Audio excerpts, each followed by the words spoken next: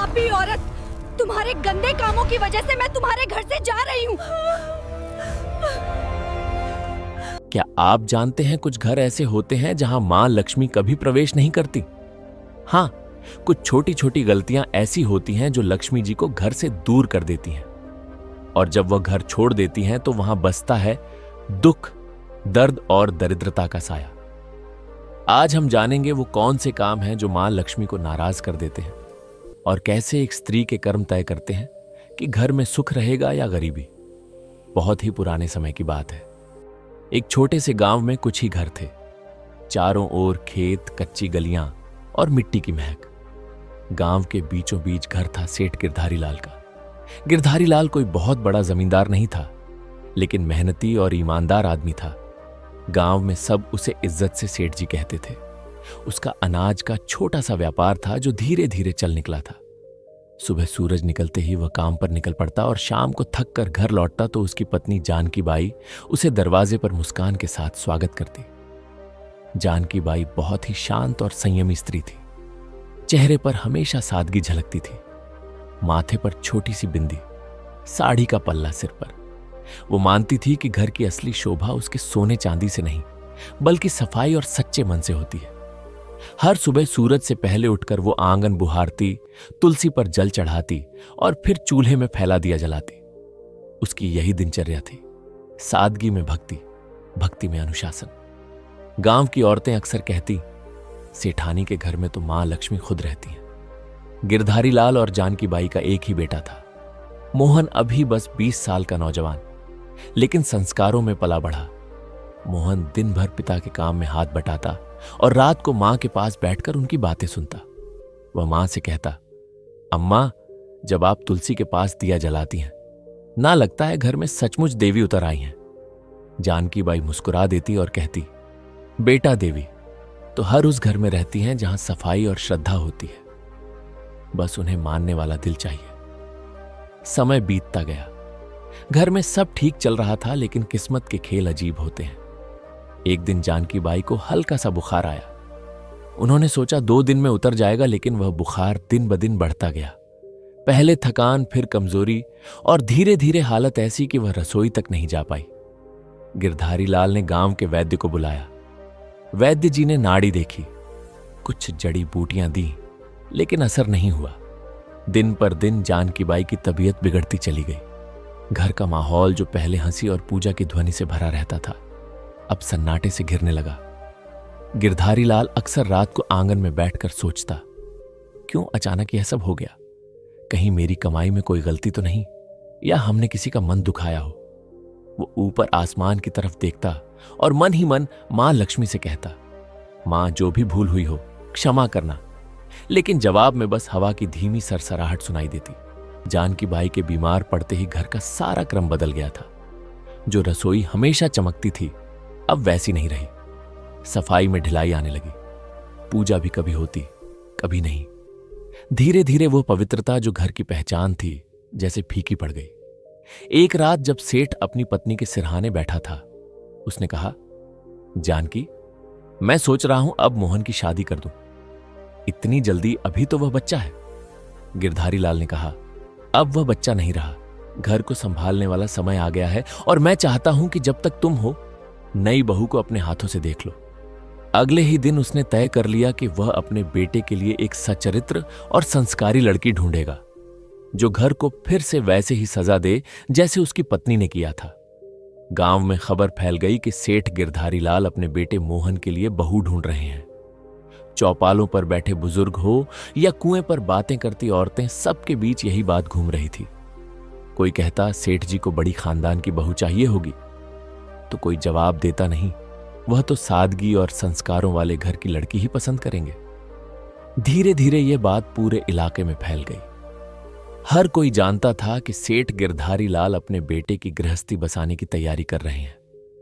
रिश्तों की चर्चा शुरू हुई तो आसपास के गांवों से लोग सुझाव देने आने लगे। हर कोई अपने घर की बेटी की तारीफ करता। सेठ सबकी बातें सुनता, लेकिन हर बार उसके मन में एक ही बात घूमती, सौंदर्य या अमीरी से घर नहीं चलता, घर तो संस्कारों और संयम से बनता है। उसी दौरान उसका पुराना परिचित श्यामलाल मिलने आया। उसने कहा, सेठ जी, मेरे रिश्तेदार के घर एक लड़की है, नाम गौरी, सीधी सादी, घर संभालने वाली और बड़ों का आदर करने वाली। मुझे लगता है वह आपके घर के लायक है। सेठ ने कहा, अच्छा मैं जाकर देख आता हूं। अगले दिन सुबह वह अकेले ही निकल पड़ा। पहले के जमाने में पिता ही जाकर लड़की देखा करते थे। दोपहर तक सेठ उस गांव पहुंचा जहां गौरी का घर था। घर सादा था, आंगन साफ और वातावरण में सादगी थी। गौरी के पिता ने आदर से स्वागत किया। बातचीत के दौरान गौरी पानी लेकर आई, सिर झुकाए, शांत और संस्कारी। सेठ ने मन ही मन कहा, यही है वह लड़की जिसमें घर बसाने की समझ है। उसी दिन सेठ ने वहीं पर रिश्ता पक्का कर दिया और कहा, अब बस शुभ दिन निकालिए, मैं अपनी बहू जल्द ही घर लाऊंगा। घर लौटकर उसने जानकी बाई से कहा, मैंने लड़की देख ली, नाम गौरी है, स्वभाव बहुत अच्छा है, सूरत में सादगी है, आंखों में आदर झलकता है। जानकी बाई ने शांत स्वर में कहा, अगर तुम्हें मन से ठीक लगी है तो वहीं सही, लड़की वहीं अच्छी जो घर को अपनाए। सेठ ने सिर हिलाया, मन को सुकून मिला है। कुछ ही दिनों में रिश्ता तय हो गया। शुभ मुहूर्त निकला और दोनों घरों में खुशी की लहर दौड़ गई। समय बीता और शादी का दिन आ गया। सादगी से मगर पूरे रीति रिवाजों के साथ विवाह हुआ। गौरी अब सेठ गिरधारी लाल के घर की बहू बन चुकी थी। शादी को कुछ हफ्ते बीत चुके थे। घर में नई रौनक थी, सब कुछ जैसे फिर से जीवंत हो उठा था। गौरी सुबह जल्दी उठती, आंगन में जल छिड़कती, तुलसी को प्रणाम करती और रसोई में मां अन्नपूर्णा का भोग तैयार करती। जानकी बाई के चेहरे पर सुकून था। उन्हें लगता था जैसे घर में मां लक्ष्मी खुद आकर बस गई हो। लेकिन जैसे जैसे दिन बीते, गौरी की आदतें बदलने लगीं। वह अब सुबह देर तक सोने लगी और कुछ ही दिनों में आंगन की सफाई का समय बदल गया। पहले सूर्योदय से पहले झाड़ू की आवाज आती थी, अब सूरज ऊंचा चढ़ आता था, तब भी आंगन में बिखरे पत्ते वैसे ही पड़े रहते। एक सुबह जानकी बाई तुलसी पर जल चढ़ाने निकली तो देखा कि झाड़ू कोने में पड़ी है और गौरी अभी तक नहीं उठी। वे कमरे में गई और धीरे से बोली, बेटी, अब तो सूरज आंगन तक आ गया, उठ जा, घर की रौनक सुबह की सफाई से शुरू होती है। गौरी ने नींद आंखें खोली और बोली, मां जी, आज बहुत नींद आ रही थी, बस थोड़ा और सोने दीजिए। जानकी बाई ने कहा, बेटी, देर तक सोने से मन में सुस्ती आती है और जब मन सुस्त हो जाए तो लक्ष्मी जी भी घर का रास्ता भूल जाती है।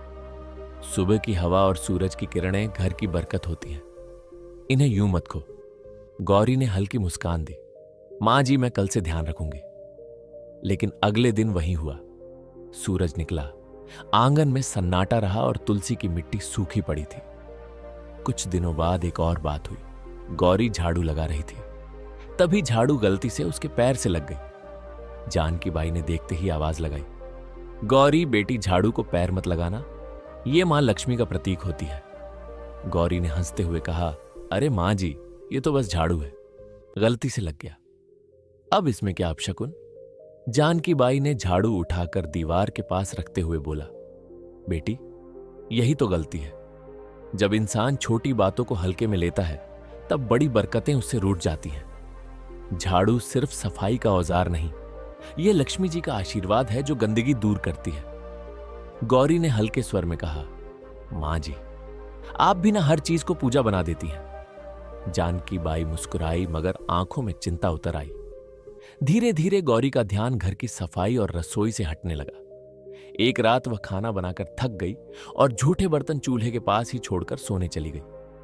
आधी रात को जब जानकी बाई पानी पीने उठी तो देखा कि रसोई में झूठे बर्तनों का ढेर लगा है। सुबह उन्होंने गौरी से कहा, बेटी, रसोई मां अन्नपूर्णा का घर है, वहां गंदगी छोड़ना ठीक नहीं, रात की गंदगी से नकारात्मकता पनपती है। गौरी ने कहा, मां जी, आप तो बस चिंता करती रहती हैं, मैं साफ कर दूंगी ना अभी।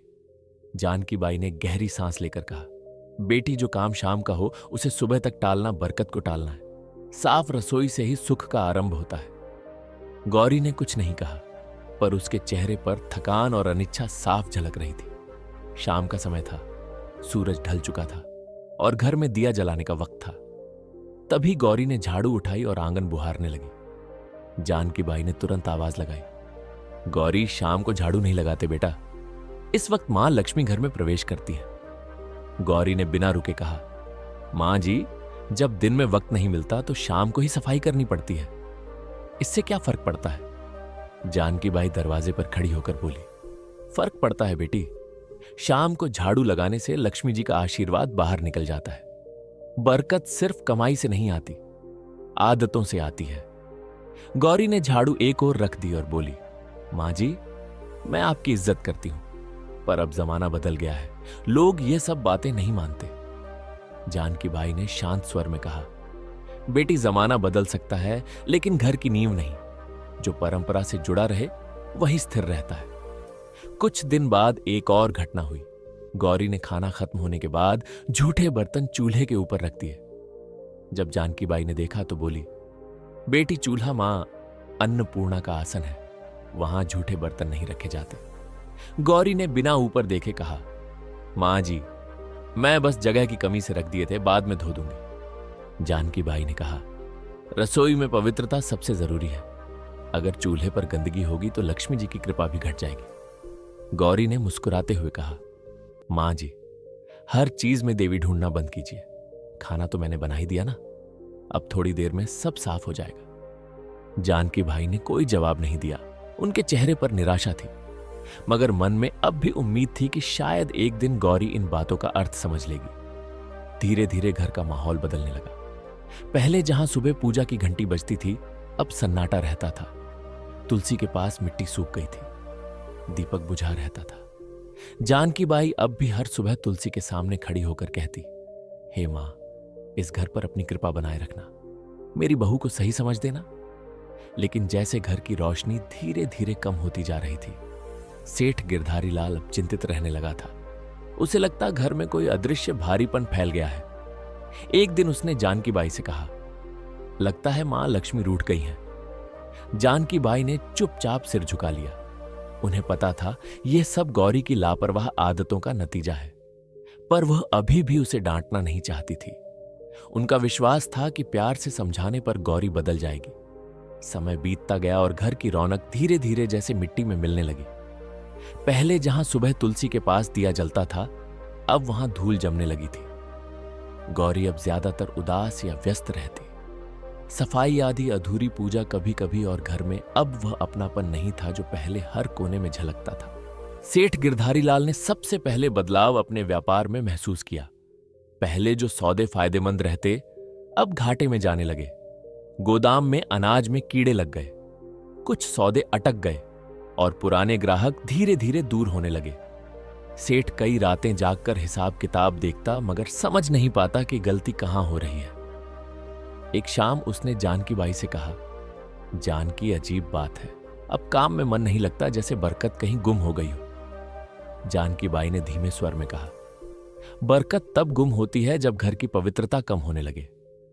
मां लक्ष्मी वहां नहीं टिकती जहां गंदगी और लापरवाही घर कर जाए। सेठ ने गहरी सांस ली।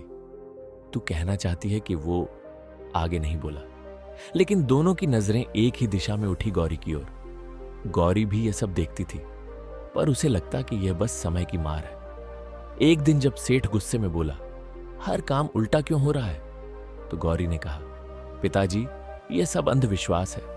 व्यापार में उतार चढ़ाव तो होते रहते हैं। सेठ ने आंखें तरेरी। तू नहीं समझेगी बहू, जब घर की औरतें रीति भूल जाती हैं, तब घर की बरकत खुद रास्ता भूल जाती है। उस दिन के बाद से माहौल और भारी हो गया। उसी पल गोदाम से खबर आई, सेठ जी आग लग गई। सेठ दौड़ा, पर बहुत देर हो चुकी थी। गोदाम का आधा अनाज जल चुका था। गांव वाले कहते, ऐसा तो पहले कभी नहीं हुआ था। गिरधारी लाल वहीं बैठ गया, माथे पर हाथ रखकर बोला, लगता है मां, लक्ष्मी ने सच में मुंह मोड़ लिया है। घर लौटते समय उसकी आंखों में आंसू थे।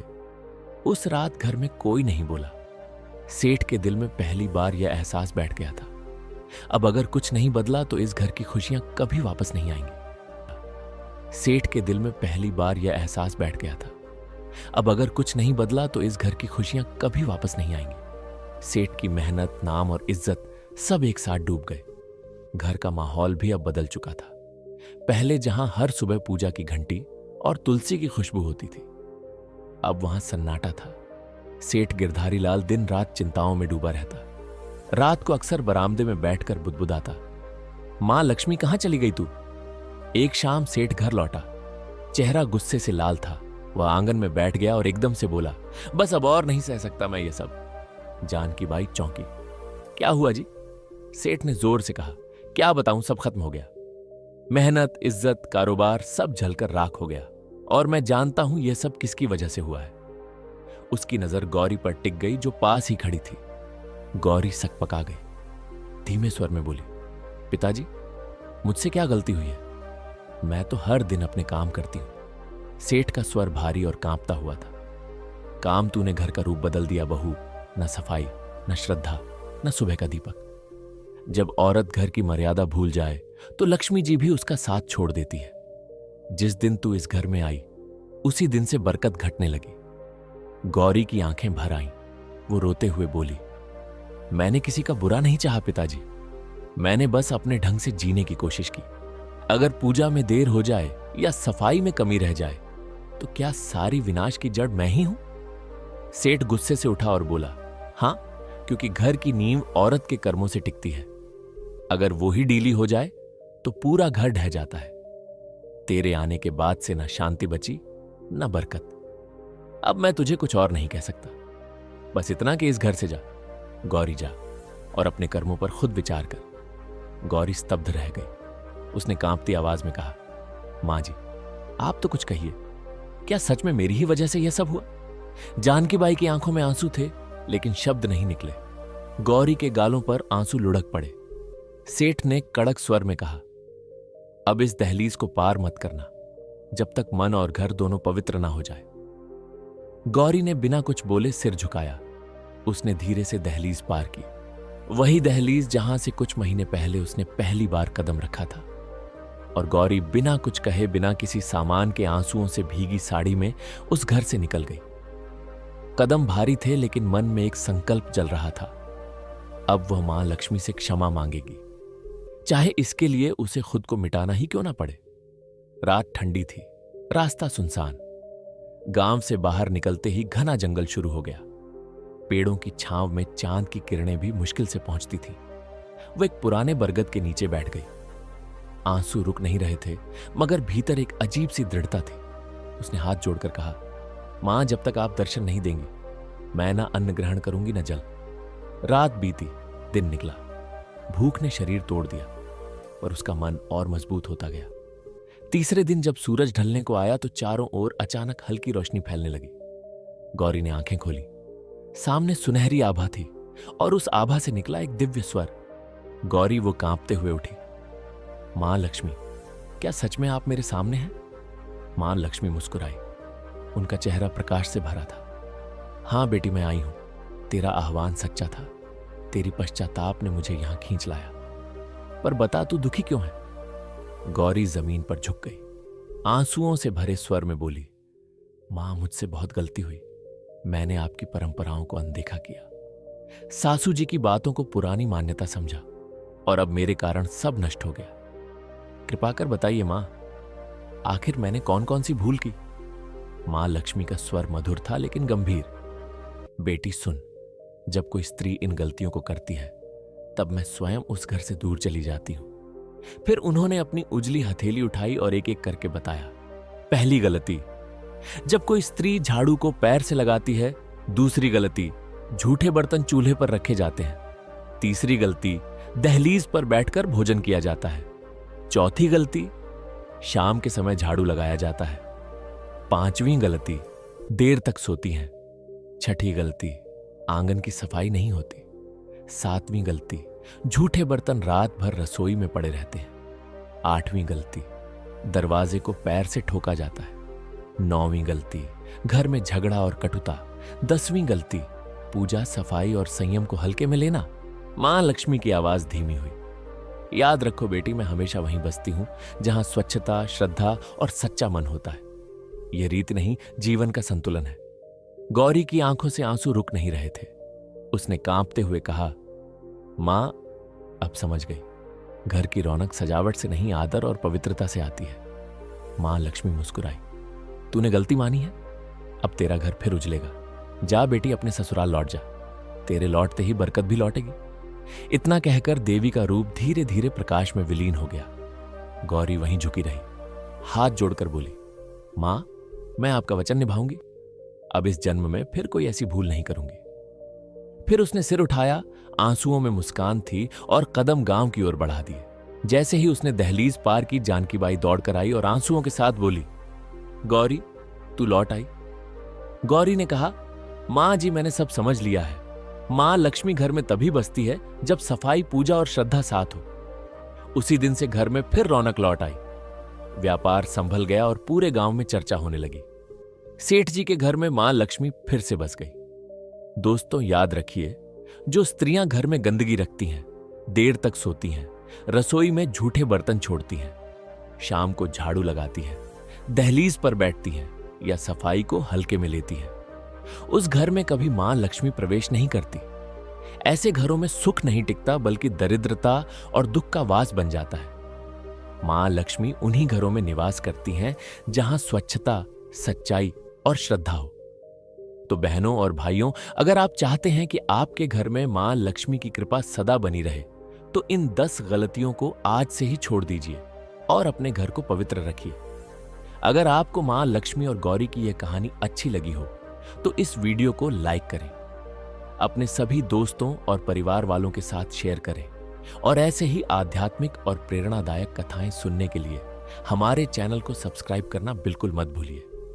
और कमेंट में सब लोग जरूर लिखें, जय मां लक्ष्मी।